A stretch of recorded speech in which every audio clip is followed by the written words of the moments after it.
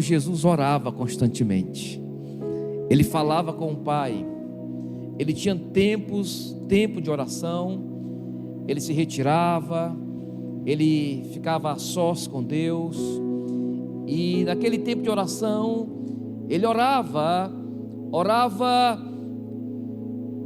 pelos seus discípulos, intercedia por nós.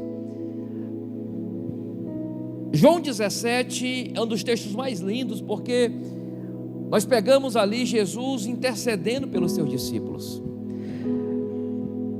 Nós, registrado em João 17, Jesus clamando ao Pai, falando com o Pai e apresentando ao Pai a vida dos seus discípulos.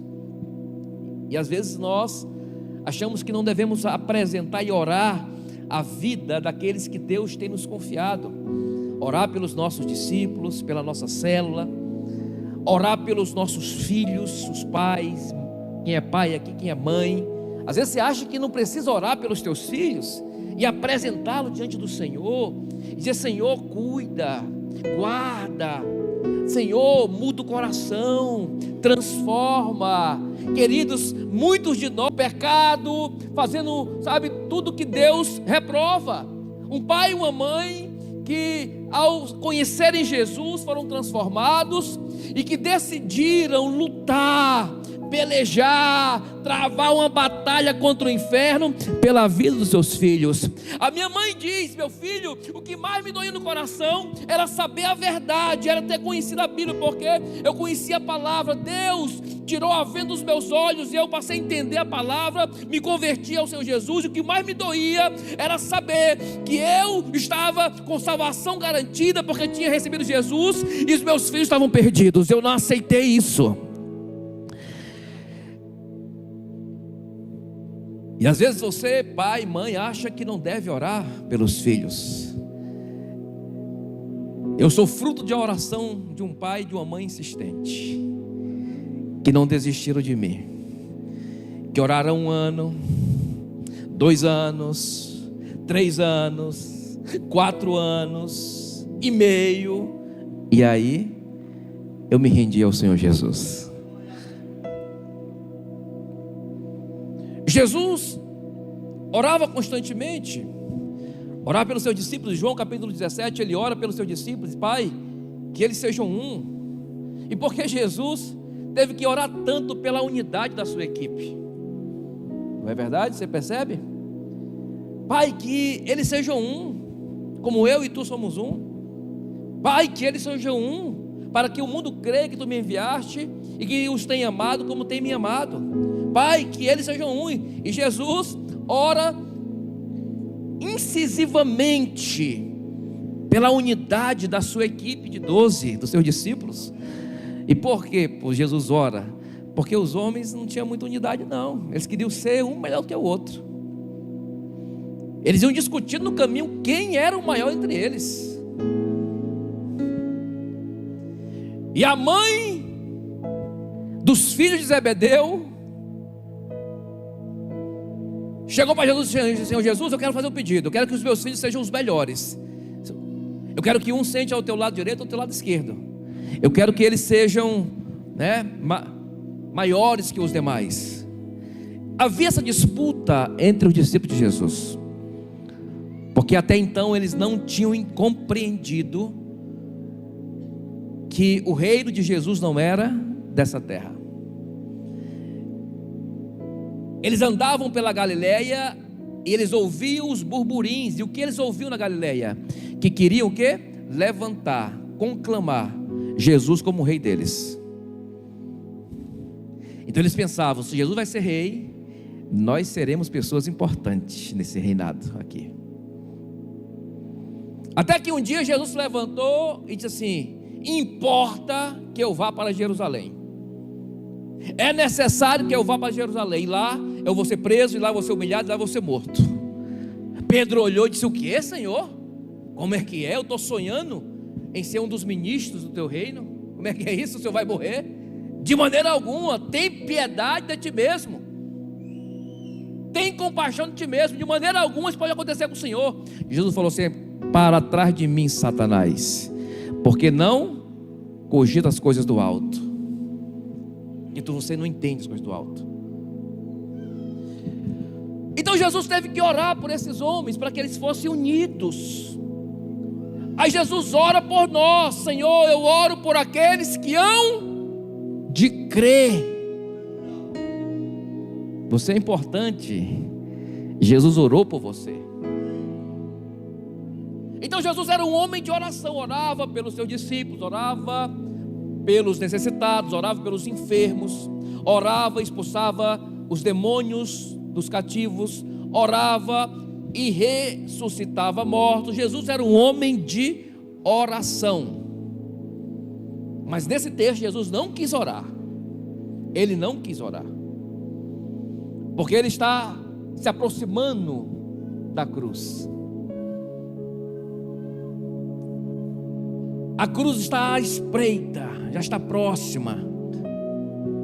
Então Jesus, no capítulo 12 aqui do Evangelho de João, ele abre o seu coração com os seus discípulos, e ele fala assim: a minha alma está profundamente perturbada, o meu coração está profundamente angustiado. A palavra que ele usa aqui é uma palavra muito forte. É a palavra grega tetaraktai, que significa tristeza profunda, perturbação de alma, aflição grande. Jesus está dizendo assim: a minha alma está profundamente perturbada, afligida, angustiada. E o que eu direi? Direi: Pai, livra-me dessa hora. Ao mesmo tempo que ele cogita em orar e pedir ao Pai que o livre daquela hora, ele fala assim: não, eu não vou orar, eu não vou pedir ao Pai que me livre da cruz, porque para esta hora eu vim, exatamente para isto eu fui enviado. A morte de Jesus na cruz não foi um acidente.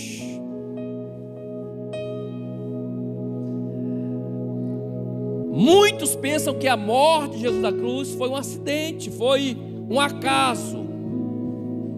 Tudo concorreu para coitadinho de Jesus ser morto. A liderança religiosa se levantou invejando ele, e aí convenceram os romanos que ele representava uma ameaça para o Império Romano. Então o coitado de Jesus, ele não teve como escapar, ele não teve como fugir da cruz. Armaram para ele os dois principais poderes da época: a liderança religiosa de Jerusalém com o poder político do Império Romano. E aí não tinha escapatória para Jesus. Coitadinho de Jesus, mataram o nosso Senhor. Não, não é assim, não.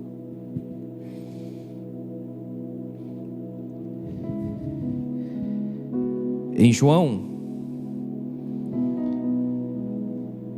no capítulo 26, versículo 52, vamos ler. João 26, 52.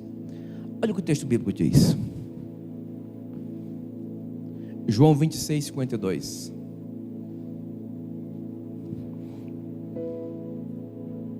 Perderam a Bíblia da mídia. Está igual o texto lá de perderam a Bíblia no templo.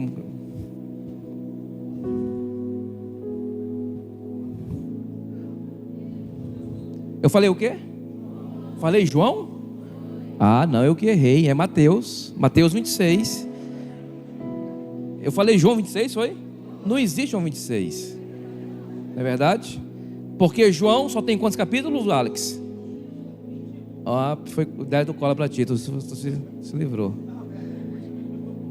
É Mateus, desculpa, Dayen. Mateus 26, 52. Jesus lhe disse,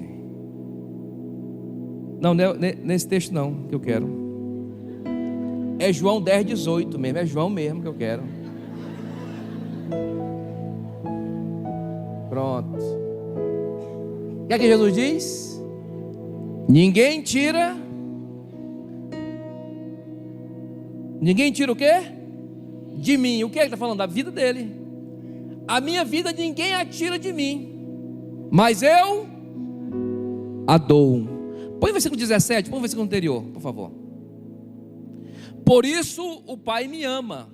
Por que o Pai me ama? Porque eu dou a minha vida para retomá-la. Porque eu dou a minha vida. Ninguém a tira de mim, mas eu dou por espontânea vontade.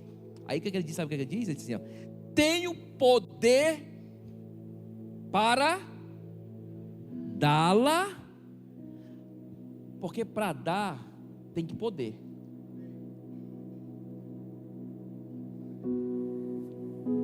Para dar tem que poder dar. Só dá quem pode.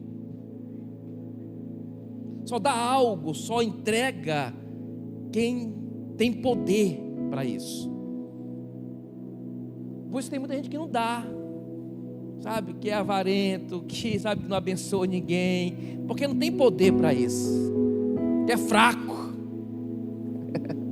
E você, eu tenho um poder para dar e tenho um poder para retomá-la.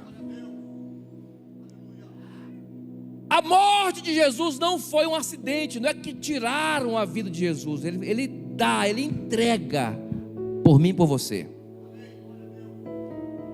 Não é que matar, coitadinho de Jesus, pastor, mataram ele. Se eu estivesse lá, eu tinha defendido Jesus. Não, coitadinho nada, ele tinha quem defendesse ele.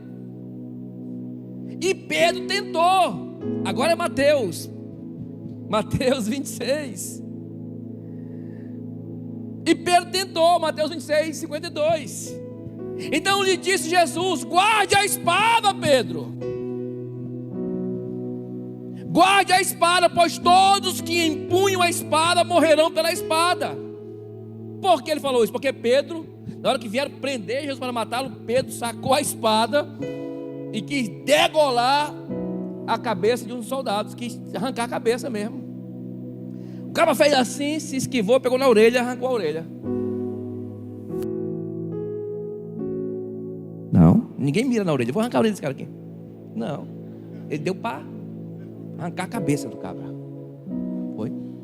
Aí o cabra fez assim, aí pegou assim. Câmara lenta, o cara. Foi. O Malco. Aí Jesus falou assim: Pedro, guarda a espada, porque aquele que desembanha a espada morrerá pela espada. Versículo seguinte: você acha que eu não posso pedir ao meu Pai e Ele não poria imediatamente à minha disposição 12 legiões de anjos? Rapaz, um anjo só resolvia. Um anjo resolvia. Lembra lá que um anjo só matou 144 mil? Tem certeza, pastor Jânio? Quanto? 135? Vamos fazer um quiz aqui. 144. Meus universitários aqui, ó. O João falou que era quanto, João? 170. O pastor Jânio 144. O Rodrigo 100 e... Eu vou perguntar para o pastor Daniel agora. O pastor Jânio era quanto mesmo? 185 mil. Depois vocês veem quem está certo aí. Depois você pesquisa. Eu sei que era mais de 100 mil. Um anjo só matou mais de 100 mil soldados inimigos. Um anjo só resolveria. Mas ele falou assim: Pedro, se fosse necessário, eu pediria ao Pai 12 legiões de anjo e Ele me enviaria. Mas não é, Jesus não é um indefeso que às vezes que foi pregado para você. Jesus não foi esse coitadinho que morreu indefeso, que de repente você pensou a vida toda. Não, não. E é por isso que ele diz: a minha alma está profundamente perturbada, angustiada, entristecida, aflita. E o que eu vou dizer? Eu vou orar ao Pai, dizer: Pai, livra-me dessa hora. Ele fala assim: não, não vou orar. Foi para esta hora que eu vim. Era propósito, era missão dele, morrer naquela cruz, por mim e por você. E vou falar para você, ele não fugiu, ele não, ele não abriu 1 milímetro, ele, não temeu, ele não deu para trás, não, ele foi até o final. E por isso, lá no alto da cruz, ele tem autoridade para dizer: tetelestai. Diga comigo: tetelestai. Diga parabéns, você aprendeu grego. Tetelestai, que significa? Sabe o que significa? Está consumado. Muito bem, pastora Emily, ó, combina, hein? Tetelestai, está consumado. Está consumado. Ou seja, eu cumpri. A palavra tetelestai era usada em algumas situações lá no mundo da época. Tetelestai significava que quando alguém pagava uma conta, uma dívida que tinha, era carimbado no papel, naquele documento, a palavra tetelestai: está pago, está quitado. Tetelestai era quando um filho era enviado em missão pelo pai, e o filho ia, executava a missão, fazia, chegava para o pai, dizia: pai, tetelestai, foi feito. Foi feito. Tetelestai também significava quando alguém comprava uma propriedade, e essa propriedade agora é passada para o nome daquela pessoa, era carimbado o documento com a palavra o quê? Tetelestai. Propriedade. Jesus não morreu à toa, não foi no acaso, tinha um propósito. E o propósito, qual é o propósito? Salvar a minha vida e a sua vida, nos redimir do pecado, nos libertar, nos livrar da condenação, da morte eterna. É o João 3,16, tão conhecido. Vamos lá, João 3,16. Não precisa colocar no telão, que todo mundo sabe. 1, 2, 3.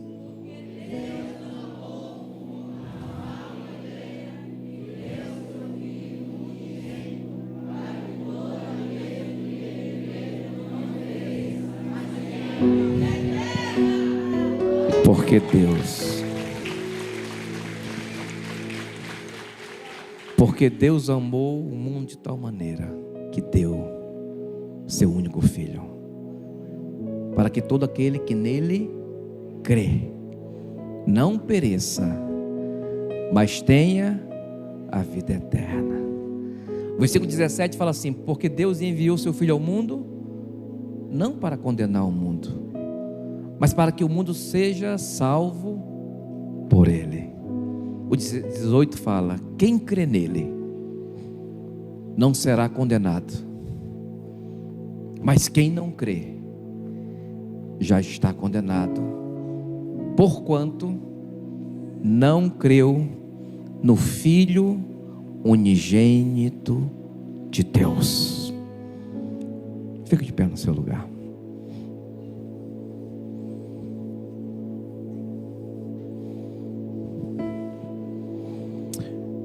Jesus não quis pedir socorro ao Pai. A minha alma está profundamente perturbada. Era muita pressão sobre ele.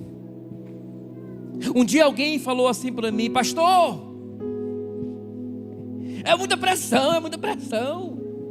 Ser crente é muita pressão, né? A gente tem que orar, tem que ler a Bíblia, a gente tem que fazer discípulo. É muita pressão, pastor. Eu digo, é pressão mesmo. Foi pressão que nosso Jesus sofreu.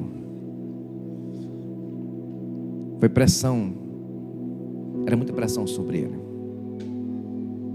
Mas quem sabe que é? Quantos sabem que é debaixo de muita pressão que as joias mais preciosas são formadas? É muita pressão.